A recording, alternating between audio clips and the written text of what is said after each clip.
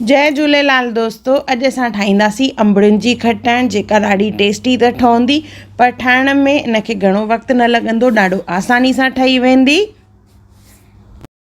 जय झूलेलाल दोस्तों, मां मुस्कान आहूजा और तव्हांजो स्वागत आहे मुंहिंजे चैनल हुनर मुस्कान का सिंधी ते। अचो त रेसिपी शुरू कयूं था।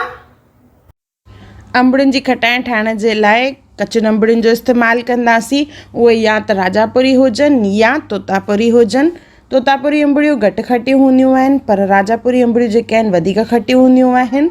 हिते मां तोतापुरी अंबड़ियुनि जो इस्तेमालु कयो आहे, जेके वज़न में 500 ग्राम आहिनि। इन्हनि खे पहिरियों चङी तरह धोइणो आहे।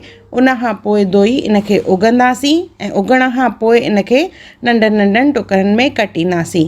कटण खां पोइ असां धोईंदासीं न। ध्यानु रहे, पहिरियों ई सॼियूं अंबड़ियूं धोई करे पोइ कटणियूं आहिनि। विच जी खखड़ी कढी वठंदासीं। टुकड़नि जी साइज़ नंढी वॾी असां पंहिंजे हिसाब सां करे सघंदा आहियूं। अहिड़े नमूने सभु अंबड़ियूं कटे वठंदासीं। उन खां पोइ खणंदासीं हिकु बासण जेको आहे बिल्कुलु सुकल और साफ़ु हुअणु खपे, पाणी बिल्कुलु बि न हुअणु खपे।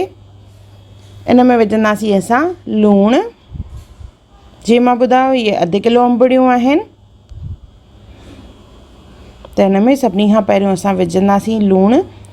लूणु विझी चङी तरह मिक्स करिणो आहे, हथ जो इस्तेमालु न कंदासीं।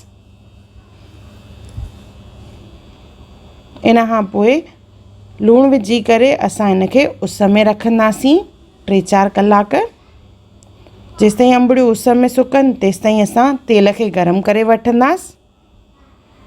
त हिते मां पा तेल खयों आहे, यानी 250 ml कौड़ो तेल। इनखे चङी तरह पहिरियों गरम करिणो आहे। गरम करण खां पोइ असां इनखे थधो करण लाइ रखंदासीं।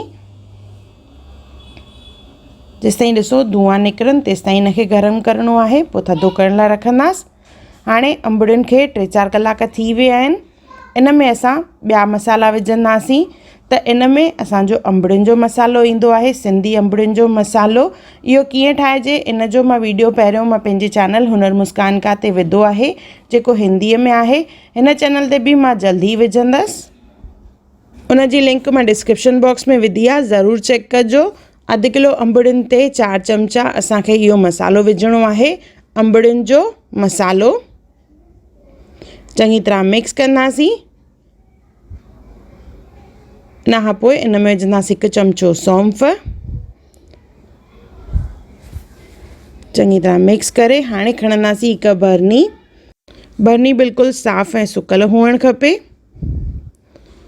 बिल्कुलु बि हथ जो इस्तेमालु न कंदासीं। चमचे सां असां अंबड़ियूं भरनीअ में विझंदासीं।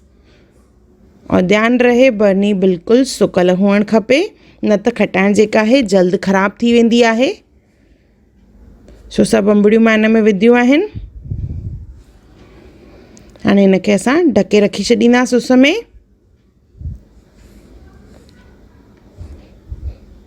2 कलाक खनि उस में रखण खां पोइ असां इन में विझंदासीं कौड़ो तेल, जेको असां जाम गरम करे रखियो होसीं। इहो बिल्कुलु हाणे थधो आहे, त इहो तेल असां इन में विझी छॾींदासीं। जीअं अंबड़ियूं चङी तरह इन में ॿुॾनि, इनखे चङी तरह मिक्स कंदासीं पहिरियों, जीअं तेल सभिनी अंबड़ियुनि खे लॻे। ॾिसो अंबड़ियूं सॼियूं जेके आहिनि तेल में ॿुॾल आहिनि। इनखे असां रोज़ उस में रखंदासीं लॻभॻि 4 खां 5 ॾींहं, और 5 ॾींहंनि में इहा खटाइण तयारु थी वेंदी। बिल्कुलु आसान रेसिपी आहे, सिर्फ़ु मसाले जो इस्तेमालु करिणो आहे, जंहिंजी लिंक मां डिस्क्रिप्शन बॉक्स में विधी आहे। ज़रूरु ॾिसजो सिंधी खटाइण। अगरि तव्हांखे मुंहिंजी वीडियो पसंदि आई हुजे त उनखे लाइक कजो, मुंहिंजे चैनल खे सब्सक्राइब कजो, इंस्टाग्राम ते ज़रूरु फॉलो कजो और मुंहिंजी वीडियो खे ज़रूरु शेयर कजो। और मुंहिंजो वीडियो ॾिसण लाइ धन्यवाद। अगरि तव्हां मुंहिंजे चैनल खे सब्सक्राइब न कयो हुजे त ज़रूरु सब्सक्राइब कजो।